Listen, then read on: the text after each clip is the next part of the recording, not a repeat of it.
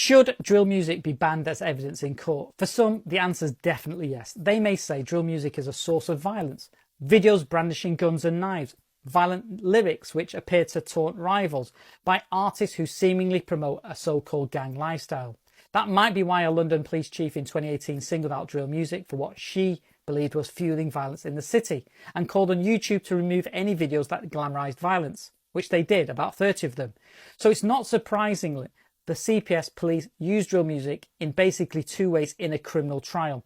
One, to establish the accused's motive, lyrics which they argue explain why the victim is targeted for violence and threats. And two, to show the accused has a propensity to violence because they listen to violent music.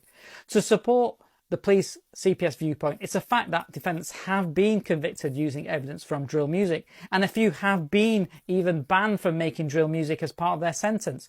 But for others, drill music, like other forms of music, should not be used as evidence in a trial so readily, seeing drill music in a totally different light, a symptom of violence, not a source of it, an escapism for young people, an expression of reality, their life story, its challenges, an ambition to dream a life out of it, and a form of legitimate economic reward.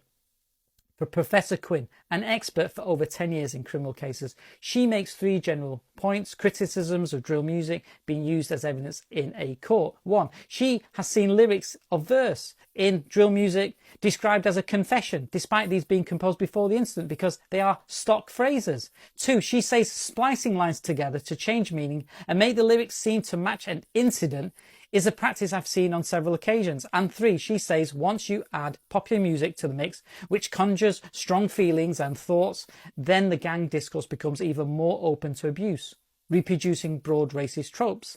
In summary, drill music, even the violent boast, is misunderstood, overused, taken out of context by the prosecution to fit the crime against a black defendant perpetuating racist stereotypes to get a conviction from a culturally naive jury easily taken in.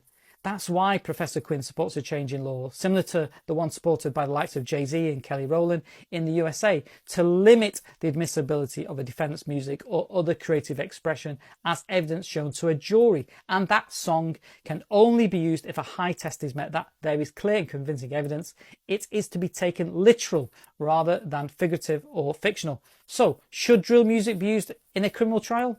Do you support the change in law promoted by Professor Quinn and Jay-Z? And more fundamentally, where do you set the limits of public expression?